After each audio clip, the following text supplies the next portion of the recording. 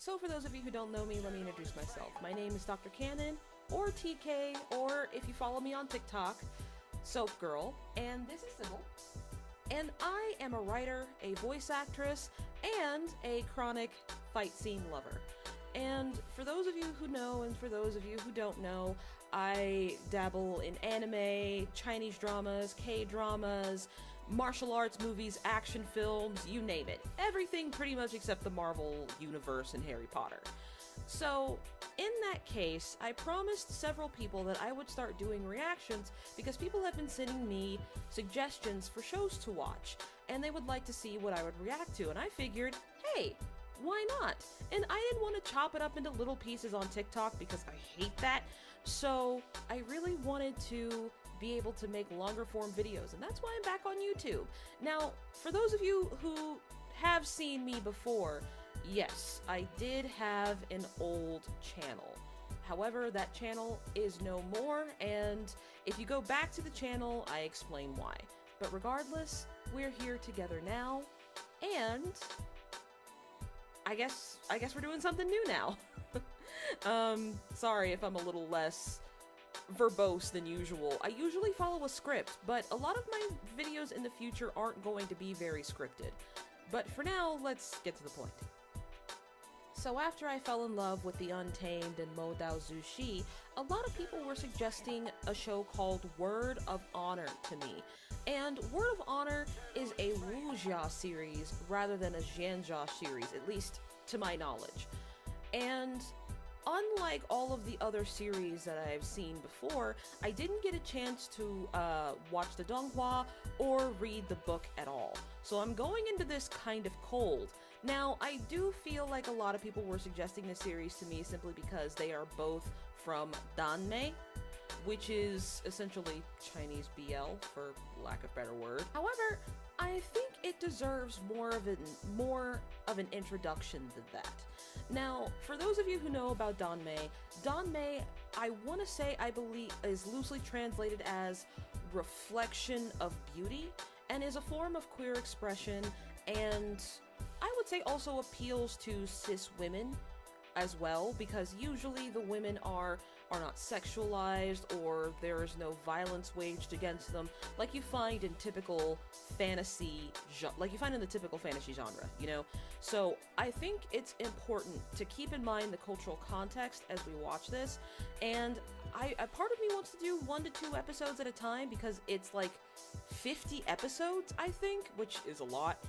So I might be doing this 2 episodes at a time, but for now, we're gonna start with 1, and we're gonna start with episode 1. Unless I really like it, we're only going to be sticking with 1 per episode. Now, for a lot of Western fans of Danmei, their first exposure to it was The Untamed through Mo Jiang Tongzhu novels. And while I really enjoy her novels specifically, I am gonna give Word of Honor a broader chance. I really did enjoy Heaven's Official Blessing, Mo Dao Zushi, Scum Villain Saving System, and we'll get to that at a later date. But I've actually really been interested in Word of Honor for a while, because a lot of people that I really depend on or trust as far as opinions go, does that make sense, have really suggested this to me. Now, I don't know if YouTube will like this, and if it doesn't, well, there's not really much I can do about that. But the fact of the matter is that I want to keep doing this series, and I want to keep enjoying things with you guys. So, please, without further ado, let's watch Word of Honor. Oh, that's pretty. Oh, that's pretty. If that's one thing I love about Chinese dramas, is that the aesthetic, they're freaking beautiful. Like, color. Color! Use color, for God's sakes! I'm begging you! It's one thing you don't see in a lot of shows, stateside, because we like desaturated colors unless it's like, I don't know, a Marvel movie or something. And that's not to be disparaging towards Western shows at all, but my issue is that everything has to be like brown and gray, when it could look like this! It could look pretty and colorful and still be meaningful! Please tell me I put the subtitles on. I did. Good. 20年前，在青崖山被五湖盟及天下英雄伏诛的大魔头荣炫，曾留下了一个能让人一夜间无敌于天下的武库。而要打开武库，则必须先找到琉璃甲。其后，随着一首童谣的流出，各方势力纷纷开始觊觎武库宝藏，暗中寻找琉璃甲。So this is low key like the One Piece. To find the treasure, you must find the thing to open the treasure. I get it. Ooh, swordsman in green. Are we sure that's green? But are we super sure that's green though? Ooh. You know, I have to admit, even though a lot of the fight scenes in C-dramas are very limited, this one seems to be, even though it kind of has like the sort of the PS1 random slow motion going on, they still seem to be pretty well choreographed. So they're of equal skill. And we're about to find out who he is. Zishu? Zishu? Oh, damn. That's cold-blooded. Oh, shit. Oh, please. Oh, is that his daughter? Oh, I hate that. That makes me so sad. I can't do sad stuff about dads. I love my dad, and when I see sad stuff about dads, it freaking breaks my heart.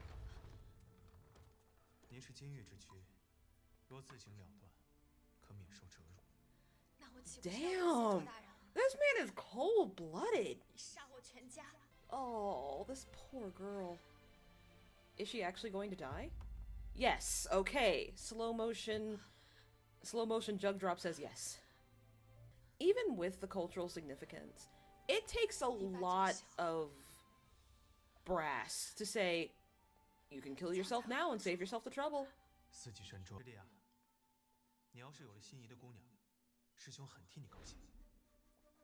So he does have a heart.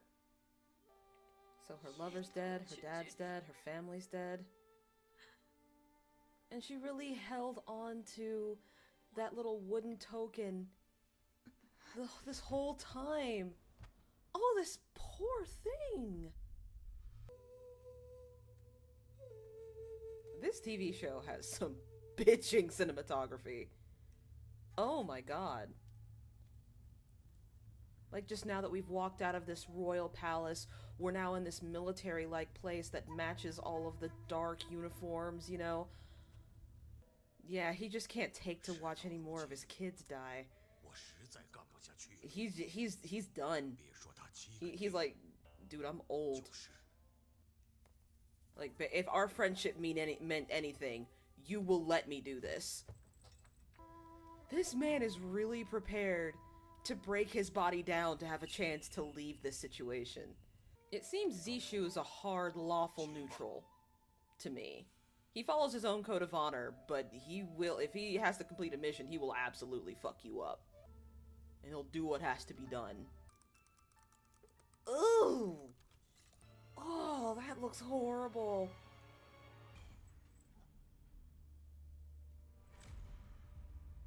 Oh.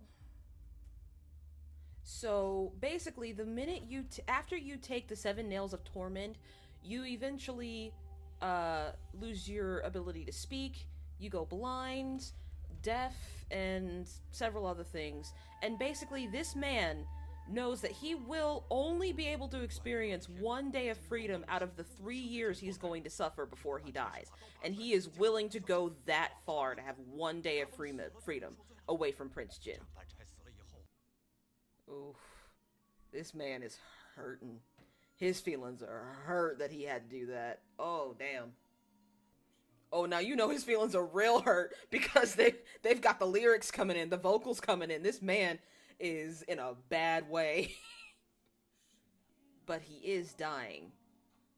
He says, well, I'm not even allowed to die. I'm not even worth being killed.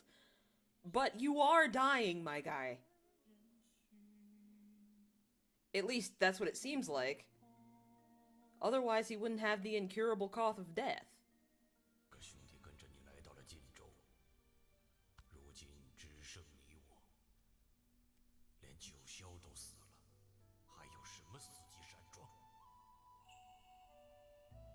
Oh! Oh no! Oh, that makes me so sad! Oh my god! And he's the only one alive. Oh no! This man is living some serious survival guilt.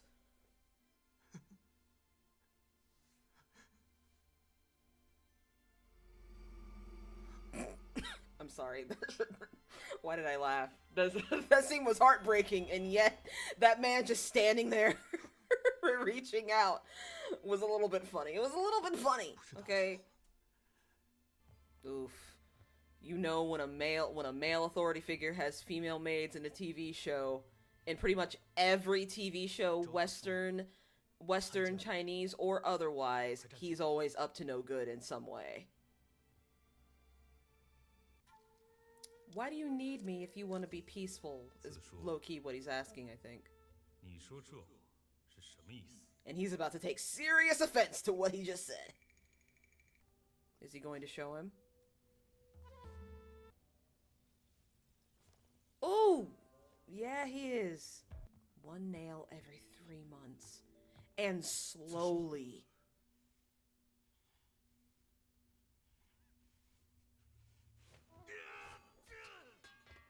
And you don't have the guts. You know you can't kill him. Nah, dude, he's tired. He's tired. He can't do this no more.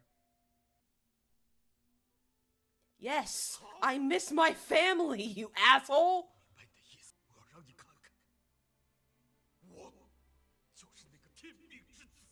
Yeah, that's something a totally well-adjusted person says.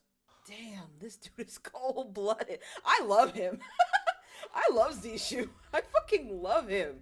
He has got ice in his veins. Please don't give me a reason to hate him later. I'm begging you not to give me a reason to hate him later. So Zishu has about 3 years to live. And he said something about, I'll let you go for now. So is there a contingency plan? This is a wuxia show. There's no contingency plan. Somebody gonna die by the end of this. If not the entire cast.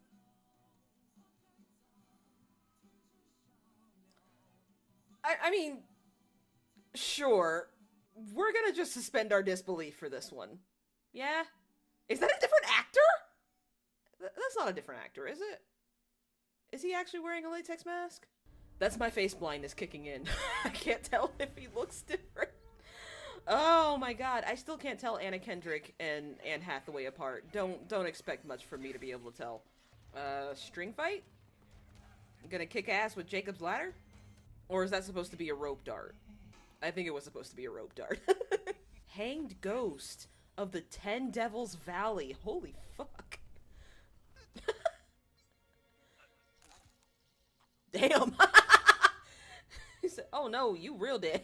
You got one introduction and then you just got deleted. Was this the other dude in the cover? I'm assuming so because he's wearing red. Ooh. Oh, he said, forgive you. Oh, I think I like this guy. Okay, so he has a piece of the glazed armor. Now this set definitely looks familiar. This set definitely looks familiar. It's gotta be from Legend of the White Snake. It's gotta be. Yeah, I'm pretty sure it's just the drapes weren't red. I think they were all, like, blue and white because of the motif of the show. So he's just living an, I don't want to say indigent lifestyle, but definitely very different from where he used to. Ooh, Wen Kexing. Is Wen Kexing the leader of the 10 Devils, and is that why they didn't show his face? Ooh, he's pretty. Ooh, he's pretty.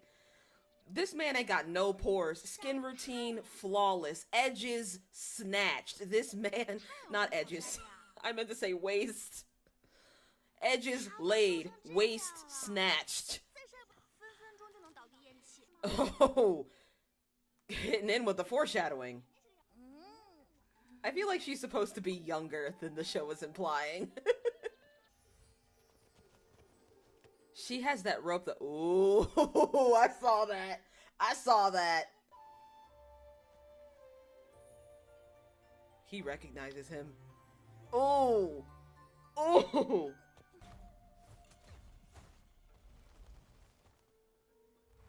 Way to not attract attention, my guy. Oh, and Kexing absolutely saw that. He still has quite a bit of his martial skill. Oh, now she don't give a shit. Oh, I kind of like her. Girl, you can't whip an old man. She is getting carried away.